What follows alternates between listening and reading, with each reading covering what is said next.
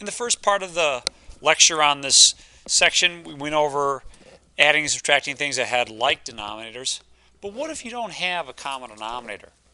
Well, then there's two things that you need to do in order to add or subtract the rational expressions you're given.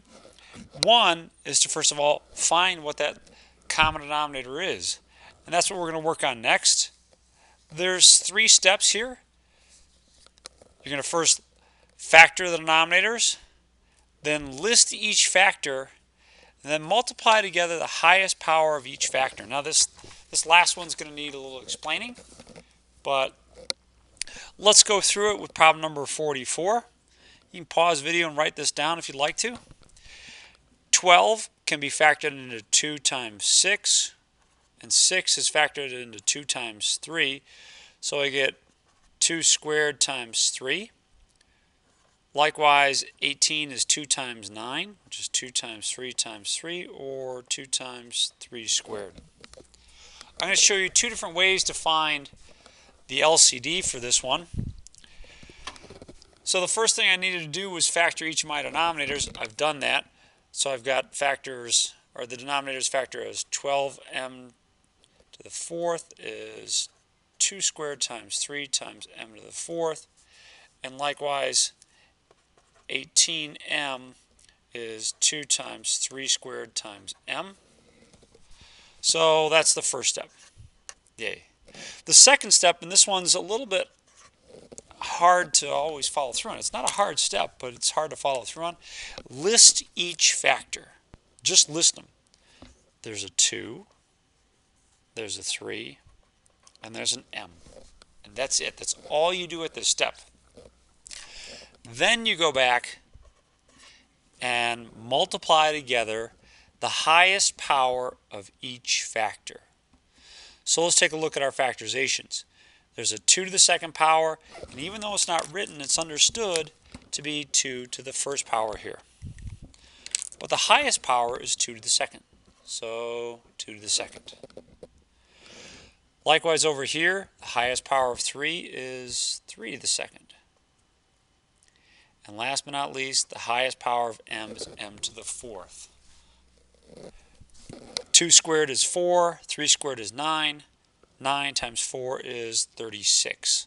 So 36 m to the fourth would be your least common denominator for something like this. Now, this is a little bit of a pain, and it's tough to get used to. There is an alternative, especially for the number parts. In fact, just for the number part of this, and that is the following. Suppose you were to list the first few multiples of each of these. Now we'll start out with 18. 18 times 1 is 18. 18 times 2 is 36. 18 times 3 is 54, and so on. And then we're going to do likewise for 12. So start out with the bigger number and then find out where the littler number catches up to it. 1 times 12 is 12, 2 times 12 is 24, 3 times 12 is 36. Yay. So you can stop there, even though eventually you'll see other overlapping multiples. So 72 is a place where they overlap. But the lowest common multiple, and what we're going to use for our least common denominator, is 36. So that's a different way to get that 36 than all this stuff we did here. It's up to you what you feel most comfortable with.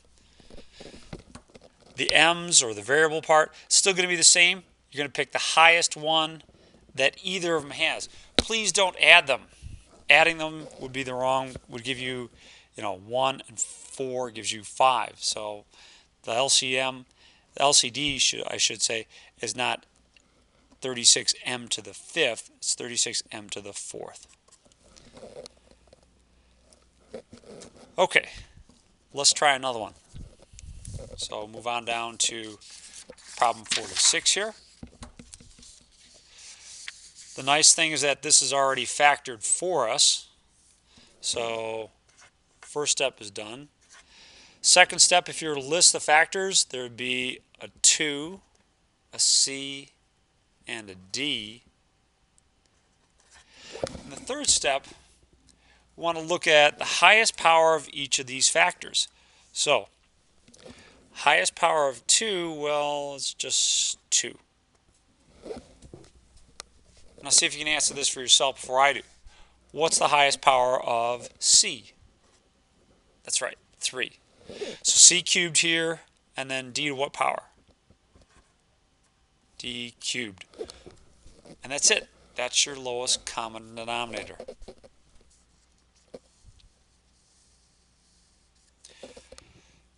Let's mix it up a little bit. I included a problem like number 48 because a lot of times people want to say, oh, the common denominator is D or D plus 9, etc.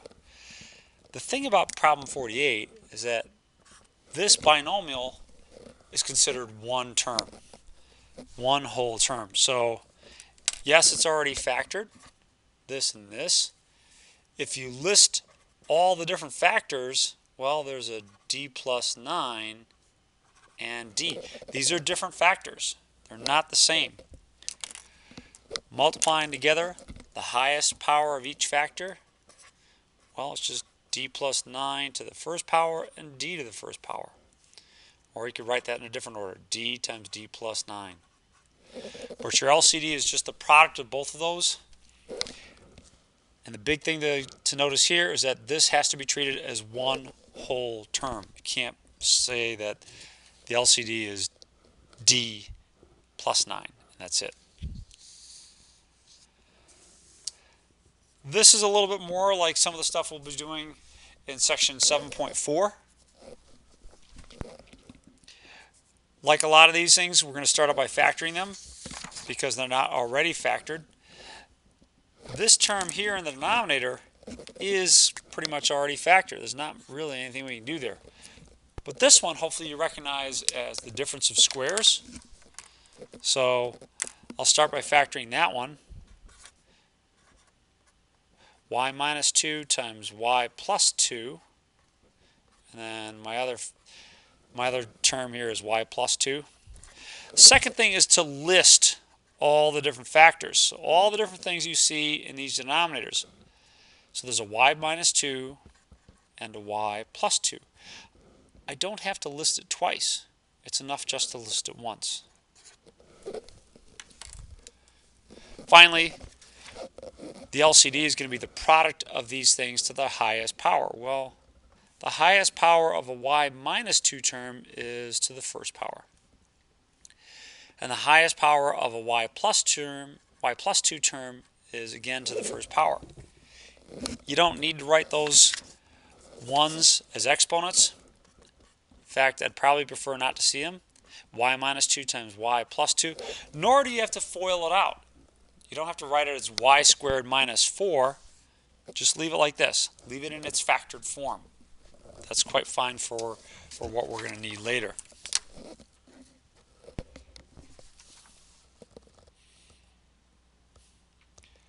Let's try one more like that. Problem number 58. In fact, what you might do well to do would be pause the video and see if you can't figure this one out. 44 over s squared minus 9 and s plus 9 over s squared minus s minus 6. So pause the video, factor both of these, and then run through these steps. See what you can do.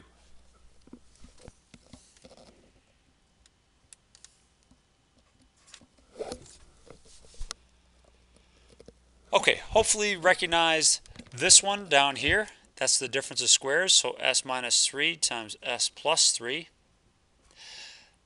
The second of these denominators is the nice case of factoring a trinomial. We'll start out with an s and an s. Our two terms multiply to give me something negative here, so I need one positive, one negative. Two things that multiply to 6 and add to negative 1 would be 2 and negative 3. So there's my factorization, just like I did over here. The second step is just to list all the different factors. So there's an s minus 3, comma, I'm listing them, not multiplying them. There's an s plus 3. There's an s plus 2. And, well, I already got s minus 3. I don't have to list it twice, so that's good enough. The LCD then is going to be the product of all three of these. Now sometimes, depending on the problem, you can see these things a little bit faster than what I'm doing here. And if that's the case, that's great, especially if you're confident in your answer. S minus 3 times s plus 3 times s plus 2. The highest power of s minus 3 is a 1. So it's 1 here. Highest power of s plus 3, well, again, it's a 1. So it's a 1 here. And last but not least, the s plus 2 is also to the first power. So here is your LCD.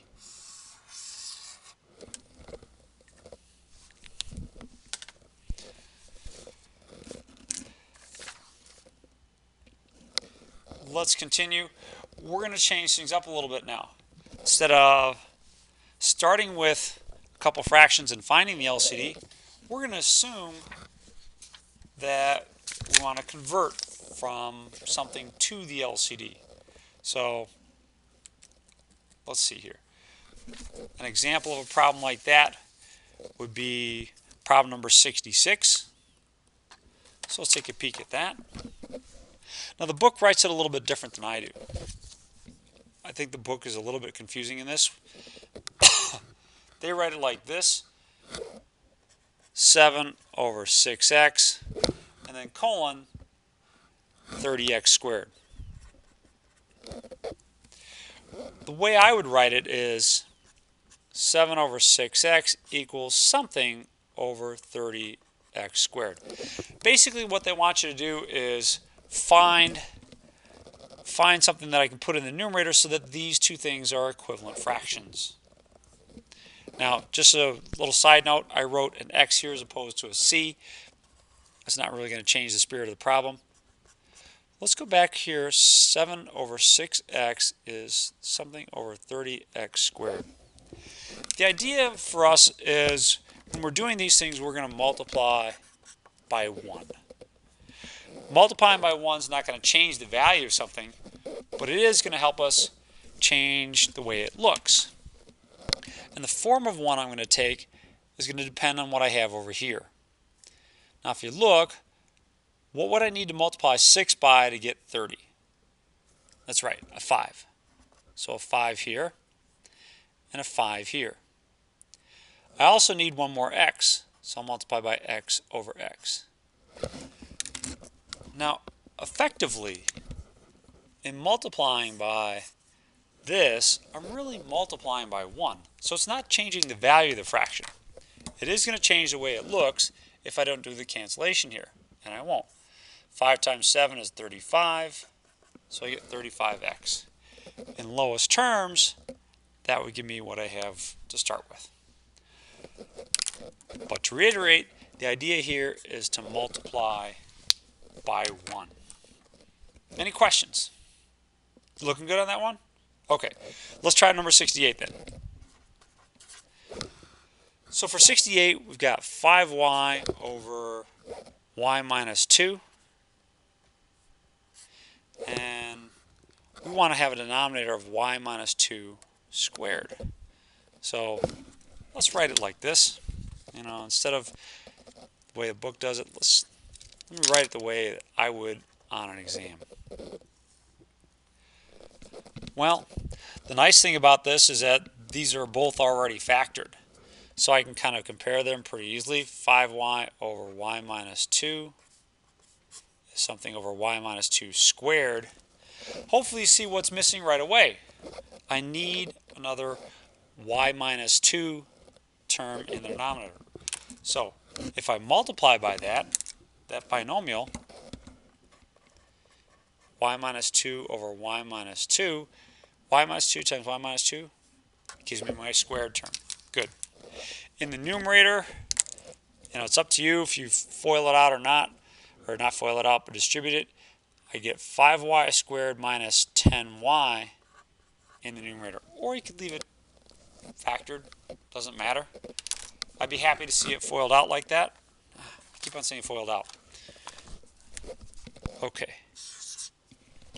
There.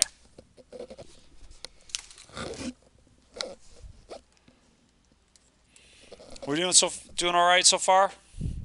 Okay, good. A couple more to finish out the section. Let's look at problem number 72 next. So 72 is x plus 7 over 3x minus 15. And we're going to compare that to a denominator of 3 times x minus 5 times x minus, or x plus 10. In order to make some meaningful headway, what you're going to need to do is factor the denominator. So let's rewrite this in a factored form. X plus 7 over 3 times x minus 5 equals 3 times x minus 5 times x plus 10. You have to factor these things first. If you don't, it's going to be a lot harder, and chances are you get it wrong anyways. If you look here, the 3's line up. The x minus 5 lines up. So the only thing missing from here is the x plus 10. So in order to find an equivalent fraction, I'm going to multiply by 1. In what form? How should I write 1 in this case? Good. So x plus 10 over x plus 10. And tell you what, let's keep it simple. In the denominator, I'm not going to multiply that out. I'm just going to leave it like this. In the numerator, yeah, hopefully you FOIL this out. X squared plus 7x plus 10x plus 70. Overall, that's going to simplify down into x squared plus 17x plus 70. And that's your equivalent fraction to x plus 7 over 3x minus 15.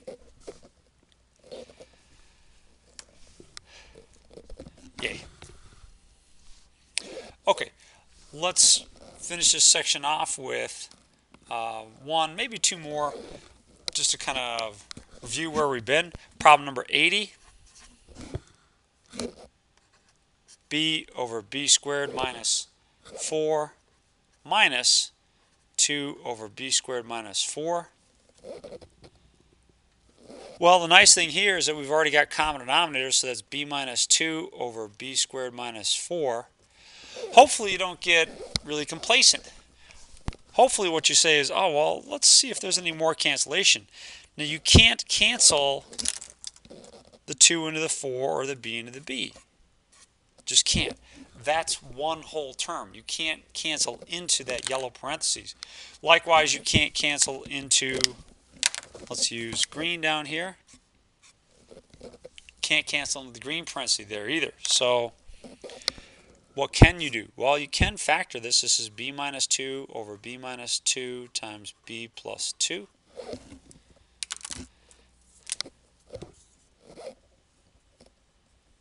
B minus 2 cancels. Make sure that you leave a 1 in the numerator here. 1 over b plus 2.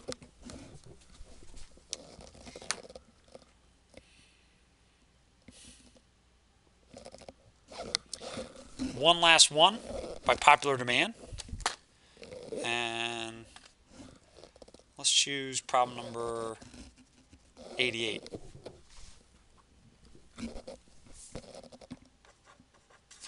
The reason I'm choosing 88 is because I want to remind you again on the fact that you need to be careful as you finish up these problems with subtraction. So we've got 1 over, I'm going to write x as x minus 1 over x plus 1, or excuse me, times x plus 1 minus 6 minus x over x minus actually it's written as x plus 1 times x minus 1. But keep in mind that multiplication is commutative. It doesn't matter what order I write these. So effectively these have common denominators. If they have the same denominator, then I can subtract the numerators.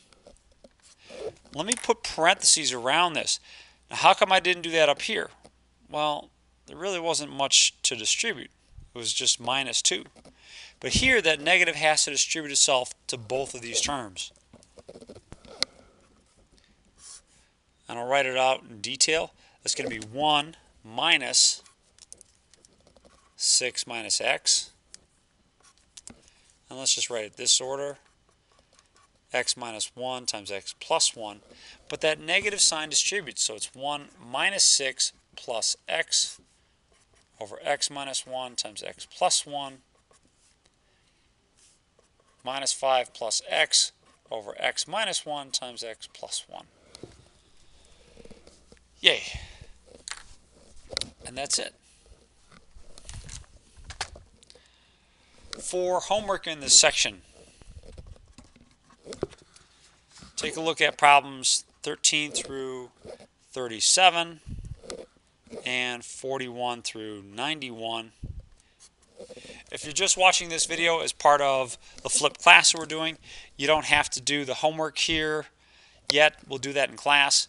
But make sure you bring good notes on all this to class next week.